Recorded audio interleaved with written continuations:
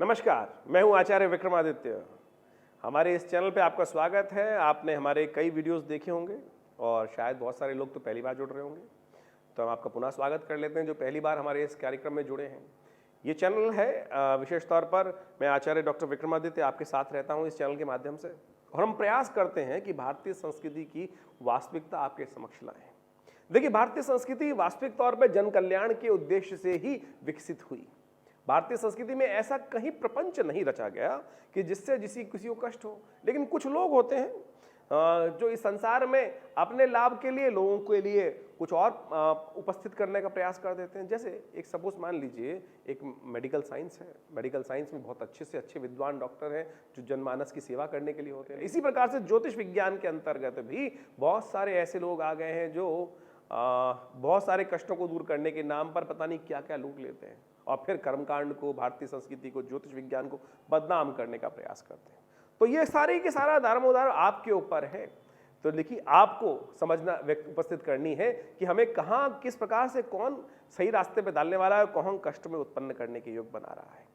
तो आज इस चैनल पर हम जो आपके साथ हैं वो है शनि के परिवर्तन को लेकर आपके समक्ष। हमने अभी कुछ दिन पहले एक वीडियो आपके समक्ष उपस्थित किया था कि शनि जो परिवर्तन हो रहा है वो हो रहा है कुंभ राशि पर। 17 जनवरी को शनि परिवर्तित होकर कुंभ राशि में आ रहे हैं और रहेंगे यहाँ काफी लंबे समय तक और बड़ा विचित्र के प्रकार का खेल बनाएंगे। तो राशियों के अनुसार से ये पहला हम वीडियो उपस्थित कर रहे हैं मेष राशि वालों के लिए कैसा रहेगा समय आपके लिए। देखिए, मेष राशि ही बड़ी विचित्र राशि है।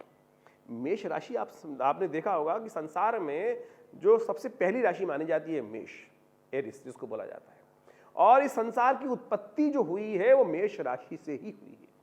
इसलिए इसका जो स्वभाव जो बोला जाता है ना, बच्चे के समक्ष, छोटे बाल के समक्ष इनका स्वभाव होता है। कब प्रसन्न हो जाए, कब बेसिकली गुस्सा हो जाए, रोते रोते हंस पड़े, ये बाल स्वभाव है विशेष तौर पर। और बड़ा विचित्र स्वभाव होता है कि परिवर्तन अनप्रेडिक्टेबल कहे जाते हैं कि कब क्या किस प्रकार से हो जाए। तो आपकी राशि में जो शनि का परिवर्तन हो रहा है वो हो रहा है 11वें भाव में शनि का परिवर्तन। और ज्योतिषीय दृष्टिकोण से यदि शनि का परिवर्तन देखा जाए तो जब शनि 11वें पद भाव में आ जाते हैं तो विशेष तौर पे आपकी राशि से, तो वो एक तरह से शनि का जो परिवर्तन है वो कहा जाता है कि स्वर्ण पाद का परिवर्तन के रूप में माना जाता है। स्वर्ण पाद के तौर पे फल इसका प्राप्त उत्पत्ति की योग बनाता है। शनि 11वें भाव में चले गए। 11वां भाव किसका है? 11वां भाव है लाभ का। 11वां भाव विशेष तौर पर लाभ के योग बनाता है। लेकिन आपकी राशि में ओवरऑल देखा जाए तो वैसे तो स्वर्णपाद है, ठीक है, वो मानते हैं, वो कहीं ना कहीं कष्ट देने के योग बनाएगा, थोड़ी चिंताएं उपस्थित करेगा और साथ साथ थोड़ा सा आपके परिवार में सामंजस्य बिठाने का सामंजस्य को जो सिस्टम बैठा हुआ है उसको खराब करने का प्रयास कर सकता है। क्यों करेगा आप समझ लीजिए। सबसे पहले मेष राशि को, ये जो वीडियो है हम बहुत आपको समझाने के लिए बात कर रहे हैं। देखिए, शनि की दृष्टि होती है विशेष तौर पर सबसे पहली दृष्टि होती है सप्तम भाव की दृष्टि देखते ही देखता है शनि, लेकिन सबसे पहली दृष्टि होती है तृतीय दृष्टि, सप्तम दृष्टि और दशम दृष्टि, ये शनि की दृष्टि मानी जाती है। तो शनि महाराज जब 11वें भाव में गोचर के दृष्टिकोण से आपकी राशि के अनुसार से आप जब बेसिकली संक्रमण कर वहां चलेंगे तो वहां से कहां देखेंगे? आपके तृतीय दृष्टि से आपके लग्न को देखेंगे। लग्न को देखते हुए क्या बनाएंगे? लग्न किसका स्वामी है? आपका अपना स्थान है, आपको स्वयं का व्यक्तित्व है, स्वयं की पर्सनैलिटी है, स्वयं का आपका फेस है। शनि जो है वो थोड़ा सा जिद वाला ग्रह माना जाता है। जब शनि महाराज आपके 11वें भाव में जाएंगे तो वो लग्न को देखेंगे तो आपको थोड़ा जिद्दी बना देंगे। आप समझ लीजिए। देखिए, उपाय तो बहुत हैं, उपाय तो इतने हैं कि संसार में कि जितने भी ऋषि भारतीय संस्कृति में हुए उन सब ने अपने अपने अनुभव के अनुसार से अनेक उपाय उपस्थित किए। कोई भी उपाय गलत नहीं है, कोई भी उपाय गलत नहीं है। देखिए, एक बीमारी की, सिर दर्द की कितनी दवा हो सकती है? सिर दर्द की हजारों दवा हो सकती हैं। जिस व्यक्ति ने जैसे जैसा देखा अपने अनुभव के अनुसार से उपस्थित कर दिया। तो इसी प्रकार से शनि के अनेक उपाय हो सकते हैं। तो सबसे पहले तो आप एक प्रैक्टिकल समझ लें कि शनि ग्रहों को समझते हुए कि प्रैक्टिकली ग्रह कर क्या रहा है हमारे साथ। तो मेष राशि वालों के लिए शनि की दृष्टि कहां पड़ी? शनि की दृष्टि विशेष तौर पर रहा वो 11वें भाव। 11वां भाव लाभ का भाव है। विशेष तौर पर जो आप मेहनत करते हैं उसमें लाभ तो डेफिनेट है आपके लिए। तो इस बात चिंता ना करें कि आपको लाभ नहीं होगा, लाभ तो आपको अच्छा होगा। लेकिन शनि की जो दृष्टि आपके लग्न पर जा रही है वो क्या कर रही है? आपको जिद्दी बना रही है, आपको अड़ियल बना देगी। और साथ साथ देख रही है आपके पंचम भाव पर। पंचम भाव बुद्धि का भाव है, संतान का भाव है और विशेष तौर पर विद्या का भाव है। तो विशेष तौर पर इस बात का ध्यान रखें, क्या कष्ट देगी? ये आपकी बुद्धि को और जड़ता की तरफ ले जाएगी, और ज्यादा आप रिजिड हो जाएंगे और आपको कष्ट कष्ट होने के उससे योग बन जाएंगे। बुद्धि समझेगी नहीं। शनि क्या होता है? शनि जैसे होता है ना कि मतलब थोड़ी सी ट्यूबलाइट की तरह बुद्धि हो जाती है, अरे विचार कर लेते करते हैं करते हैं करते हैं, अरे करो नहीं, समझो। आपको इस वक्त आवश्यकता है आपको अच्छे गुरु के सानिध्य की, आपने एक गाइड के सानिध्य की, जो आपकी बुद्धि आपको कष्ट में डाल सकती है, क्योंकि वो शनि महाराज देख रहे हैं। शनि की दृष्टि ज्यादा खतरनाक है। गणेश जी पे पड़ी थी शनि की दृष्टि, कथा तो आपको समझी होगी आपने कि गणेश जी से जब शनि महाराज वहाँ दर्शन करने गए तो शनि की दृष्टि जो नीचे कर रखी थी, लेकिन गणेश जी की तरफ जैसे ही दृष्टि देखी तो गणेश जी की गर्दन भी उसी कारण से, कथाएं तो ऐसी आती हैं कि शनि की दृष्टि बड़ी खतरनाक है। तो शनि की दृष्टि पड़ रही है कहाँ पर? आपके बुद्धि के भाव, पंचम भाव पे पड़ रही है, आपके लग्न पे पड़ रही है, और साथ इन दोनों भाव में शनि की जो दृष्टि पड़ रही है वो कष्ट देने के योग बना रही है। तब उपाय क्या करना चाहिए? उपाय तो वैसे बहुत हैं। हनुमान चालीसा का पाठ कर सकते हैं, शनि के मंत्र का पाठ कर सकते हैं। शनि का मंत्र जो वैदिक दृष्टिकोण से है, शन्नो देवी रविष्ट्रया आपो भवन्तु पीतये शन्नो रविष्ट्रवन्तु नः, ये वैदिक मंत्र है। शनि का जो लौकिक मंत्र है विशेष तौर पर उसका पाठ कर सकते हैं। एक शनि का तंत्रोक्त मंत्र है, ओम प्रांग प्रींग प्रोंग से शनिश्चराय नमः, इसका नित्यपति पाठ कर सकते हैं। इसको पाठ करने से कल्याण के युग बनेंगे, कष्ट दूर होने के युग बन जाएंगे। और साथ साथ शनि की दृष्टि जो है, एक दृष्टि और पड़ेगी, शनि की दशम दृष्टि होती है, वो आपके अष्टम भाव पर पहुंच जाएगी, और अष्टम भाव में शनि की जो दृष्टि पड़ेगी वो आपके लिए शुभ है। तो यानी आपको केवल बुद्धि को कंट्रोल करने का प्रयास करना है। यदि आपने बुद्धि को कंट्रोल कर लिया तो समझ लीजिए आपके लिए आधी समस्याओं का निवारण तो हो गया। तो शनि की दृष्टि इस वक्त आपको, तो जो एक योग बन रहा है कि परिवार में सामंजस्य में बैठाने में कमी आ सकती है, वो केवल आपकी जिद के कारण।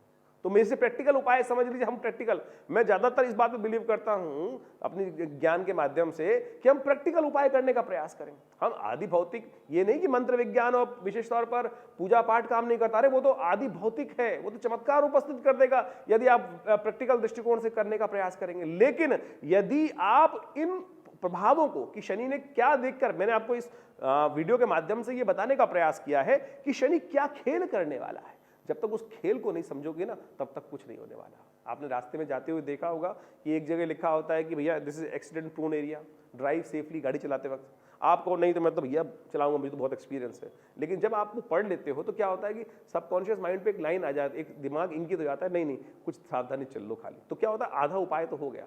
तो यदि आपने प्रभाव को समझ लिया, क्या क्या प्रभाव उत्पन्न कर सकता है, तो आधे कष्ट आपके दूर हो गए। तो आपको, जो मेष राशि वालों, इस बात को समझ लो कि शनि महाराज आपको जिद्दी बना देंगे। इस पर लाभ तो होना ही है, लेकिन अगर आपने जिद को कंट्रोल कर लिया, अगर आपने जिद को कंट्रोल कर लिया तो आप अपने लाभ को 100 गुना अधिक कर लोगे।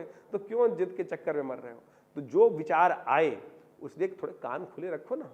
आप कान बड़े, सबसे बड़े किसके होते हैं? गणेश जी के होते हैं। और सबसे बड़ा दिमाग किसका होता है? गणेश जी का होता है। तो इसलिए थोड़े कान बड़े रखने का प्रयास करें, सबके सुझाव सुन लेने की मैं। वैसे ही मेष राशि, बच्चा कहता है ना, नहीं मैं, जब आप बच्चों को आप खाना खिलाने की कोशिश करते हैं तो बच्चा कहता है नहीं खाऊंगा, क्योंकि समझ ही नहीं रहा है ना।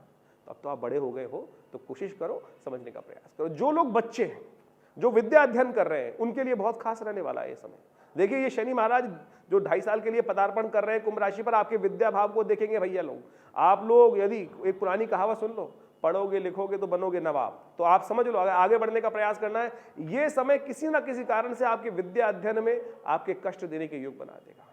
और जो लोग बड़े हैं, देखिए जिनकी बड़े राशि हैं, विशेष तौर पर वो समझ लीजिए उनकी संतान के लिए कुछ कष्ट होने के योग दिखाई देते हैं। तो अपनी बच्चों की जन्मपत्री भी चेक करा लीजिए, कहीं ना कहीं ऐसा ना हो कि बच्चों के कष्ट होने के योग बन जाए। तो उसको ठीक कराना सबसे पहला आपको जरूरी है, नहीं तो ये शनि जो है आपके बच्चों पर भी कष्ट देने के योग दे देंगे। विशेष तौर पर आपको अपनी बुद्धि को, आपने बच्चों की एजुकेशन विशेष तौर पर ध्यान रखने का प्रयास करना। जिनकी जो बच्चे हैं, जो छोटे बच्चे पढ़ाई लिखाई कर रहे हैं, वो विशेष तौर पर जो एजुकेशन लाइन में, उनकी बुद्धि पे। और जो व्यवसायी हैं, व्यवसायियों के लिए तो दृष्टिकोण मान लीजिए लाभ का समय है आपके लिए और बहुत अच्छा समय दिखाई देगा। लेकिन आप यदि जिद पर अड़ गए और बुद्धि पर आपने कहीं ना कहीं परेशानी देने के योग दे दी, तो अब आप फंस जाएंगे। तो इस बात का ध्यान रखने का प्रयास करना चाहिए।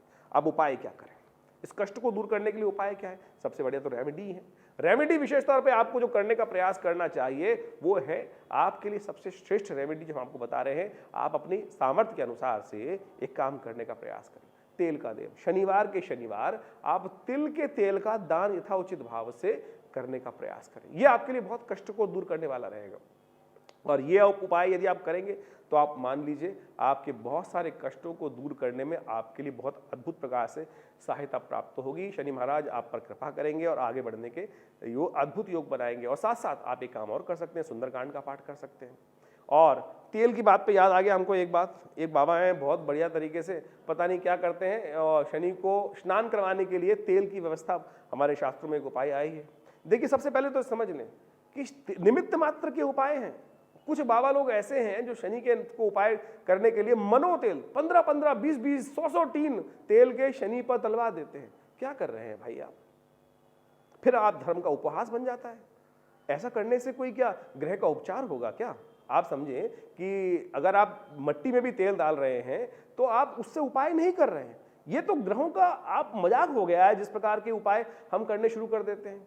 निमित्त मात्र किसी गरीब की सेवा करने में लगा दीजिए, वो अच्छा रहेगा। मंत्र जप कर लीजिए, निमित्त मात्र तेल का दान कर दीजिए, वो आपके लिए अच्छा है। लेकिन 100-100 टीन, मेरे पास ऐसे ऐसे लोग आते हैं 100-100 जो टीन है जो तेल के लिए और वहां पर जाके शनि की मूर्ति पर चढ़ाए जा रहे हैं, चढ़ाए जा रहे हैं, चढ़ाए जा रहे हैं।